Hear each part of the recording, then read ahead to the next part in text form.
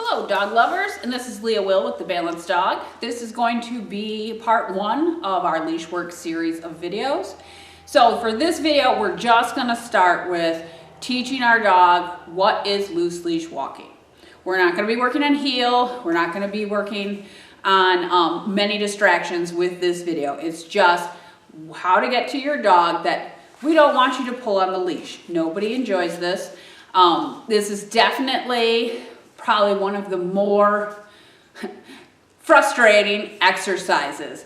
In my many years of teaching, we work on leash walking, and I always, joke around and tell people, maybe have a beer or a glass of wine before you start working leash work with your dog, because it requires some patience and consistency. And then as you move forward, you're gonna need to be flexible with your environments and your environmental triggers that are happening with your dog as you work through.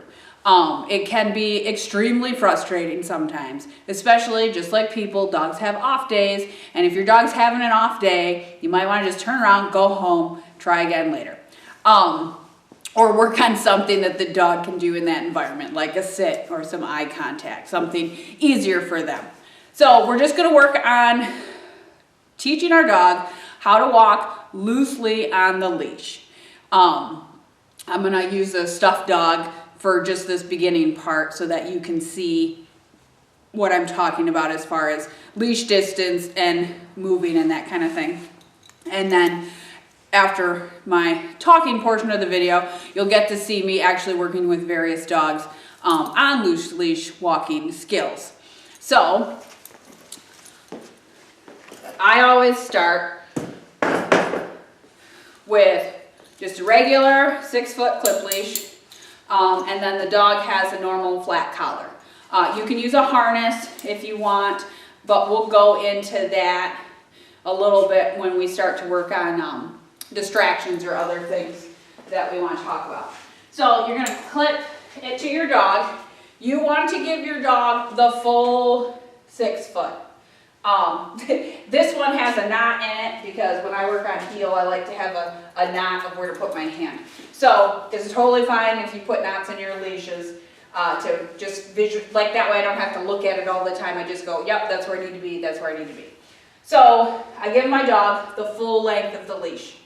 I always put my hand through the loop like so and hang on.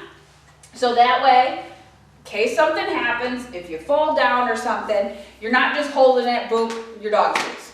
So, especially since I do a lot of work with rescue and shelter dogs, you want to make sure they're not just, running off. So I always put my hand through my loop and hang on to it. And then you want to hold it I say belly button position.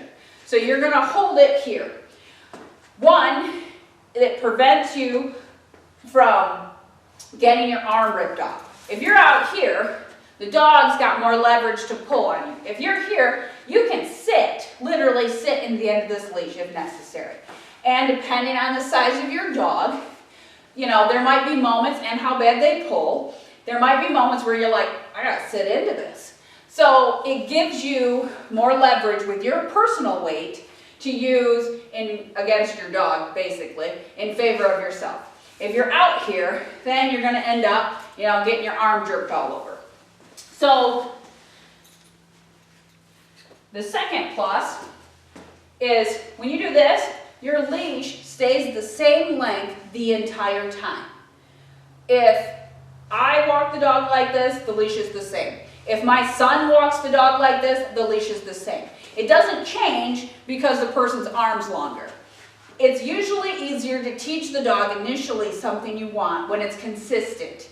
So the dog will learn, oh, I have 6 foot of leash until I can't walk anymore. So that's why I like to do the belly button position, I guess, that sounds funny, but the belly button position, because then you can use your weight in your favor, and it doesn't matter who's working on walking the dog, it will always be the same as you're teaching the dog to loose leash walk. Now,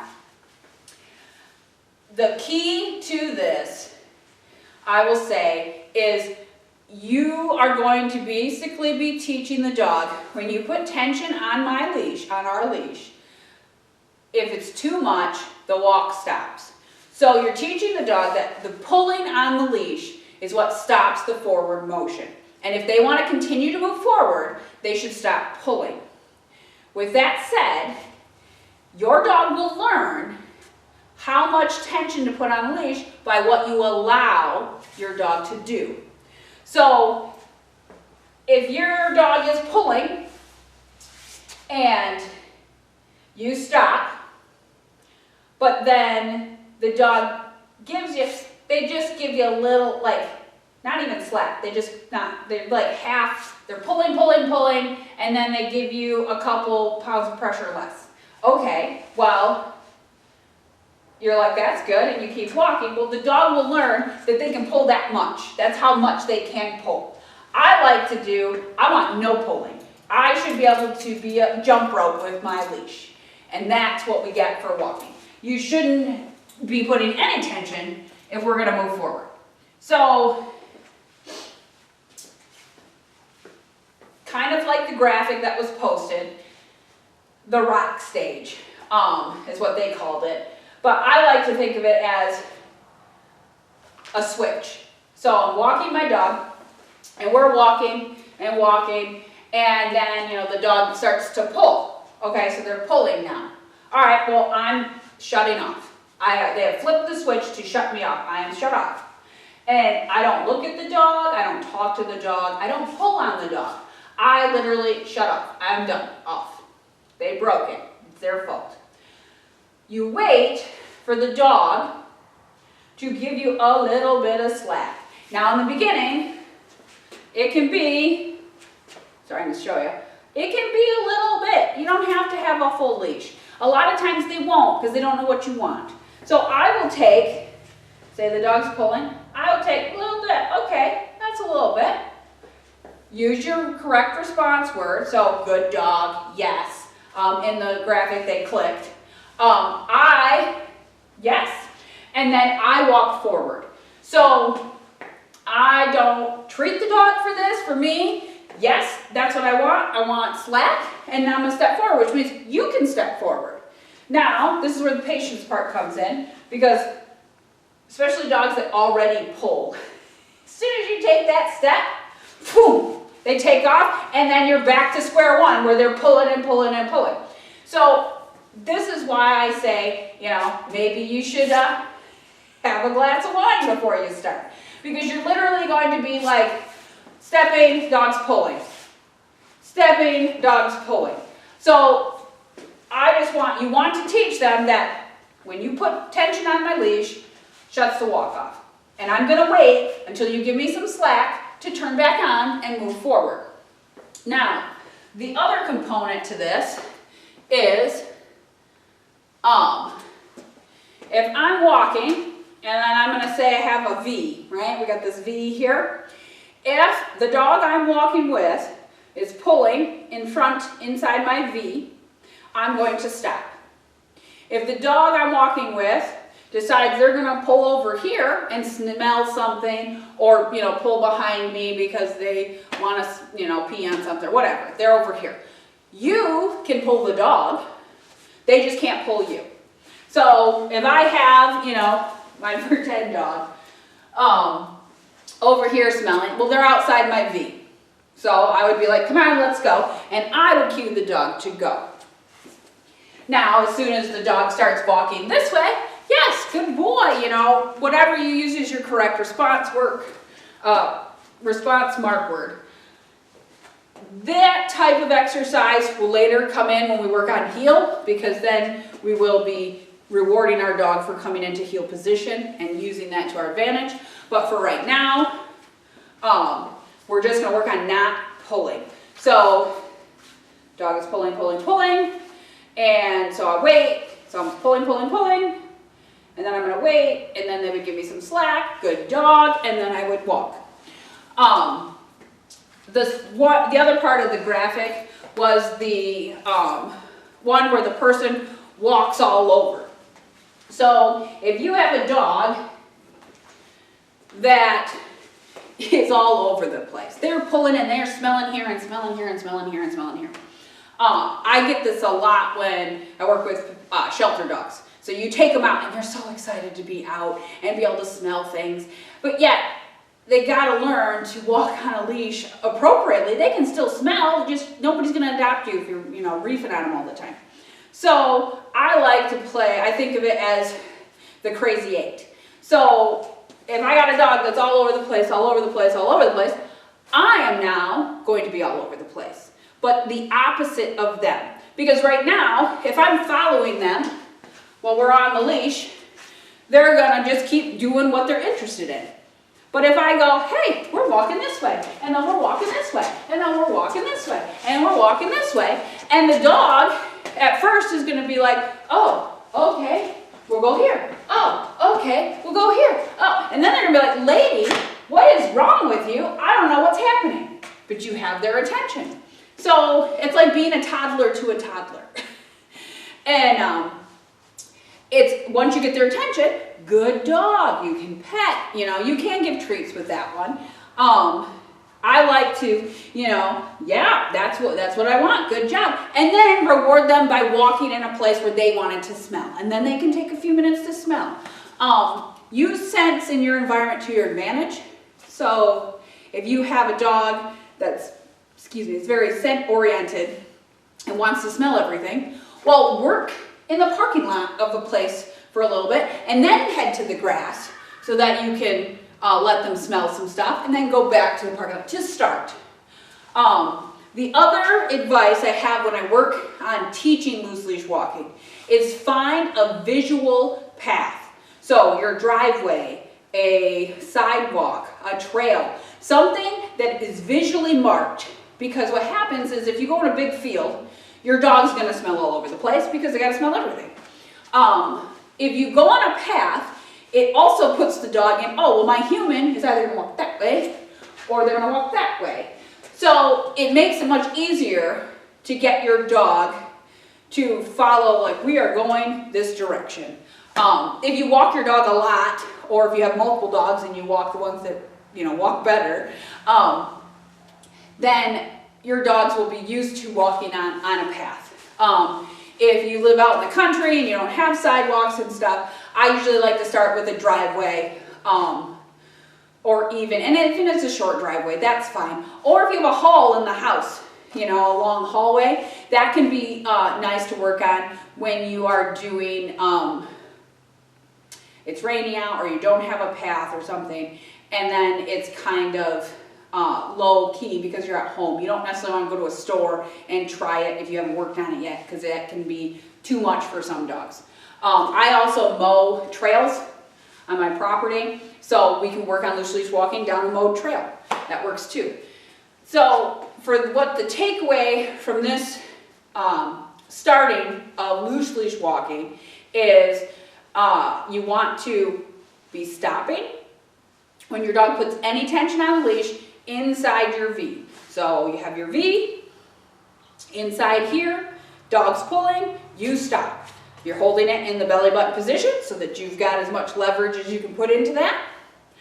And then when the dog gives you a little bit of slack on the leash, good job, and you continue. The dog pulls again, you're stopping.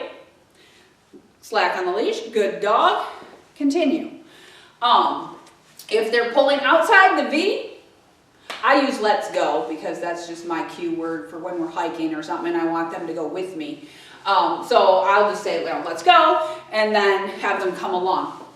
So you can have a different word for that, that's fine. But then outside of the V pulling, you can cue the dog to come with you. I use a 6-foot leash, you could use a 4-foot, but when I start for leash work, I pick one or the other. Do not use a flexi leash. Those actually teach your dogs to pull. We will go over that in the next video. If you have a huge puller and you physically aren't able to stop, that will also be covered in the next video. But it'll be the same concept with a couple of tweaks to help you have better control over your dog. If you have a puppy, I start leash work 8 weeks. 8 weeks, I get the dog puppy out, I have put a leash on it, let it drag it around, I might take it outside and then walk around, and if the dog puppy puts any tension on the leash, I stop. And then they, you know, woo, they're little puppies. They just all over the place. And as soon as they're like, oh, I can't go that way anymore, and they come over here, good job. And you just get them used to not putting tension on anything. And then when they're 100 pounds, it's way easier to work with leash skills because they've already been taught that as wee little midgets. But if you already have an adult dog or you adopted an adult dog that has had very little or no leash work, then it's much more difficult to work through these stages.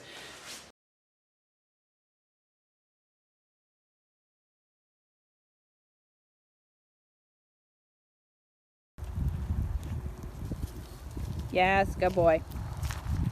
Mama, What? please sit up with me.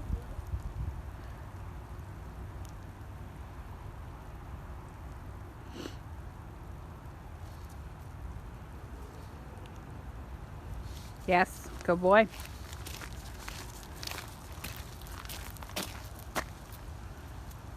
Please sit up with me.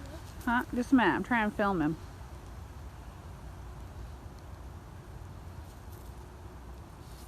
Yes, good boy. Good boy.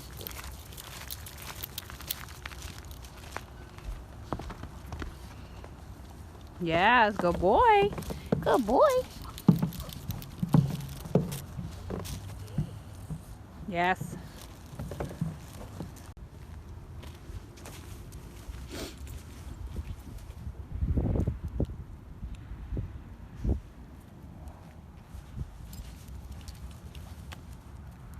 Yes. Good girl.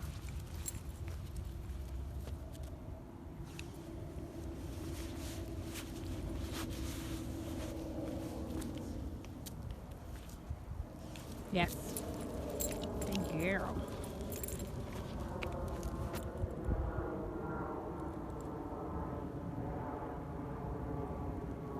Good girl.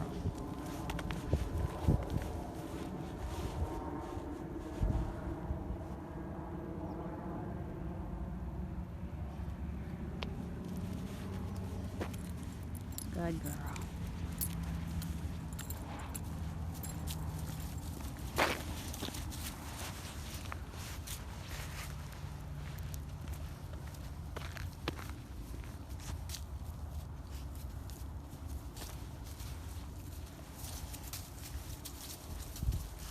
Good girl. Millie. Millie, come. Good job.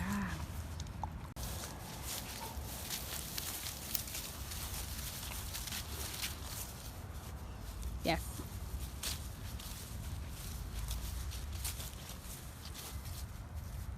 Yes. Good boy. Yes.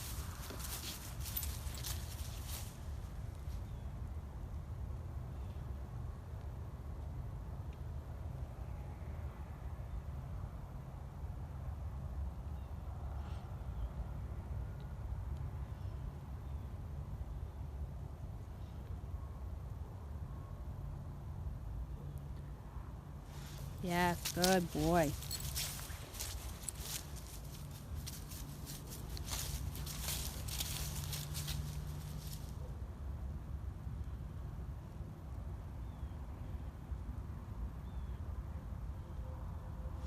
Good boy. Yes.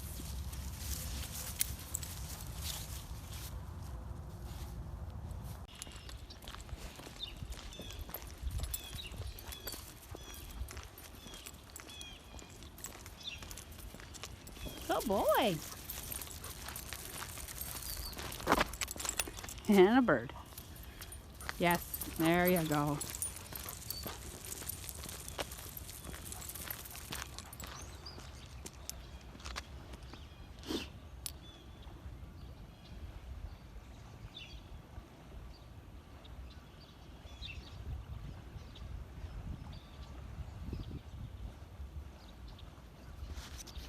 Good boy. Yes, good boy.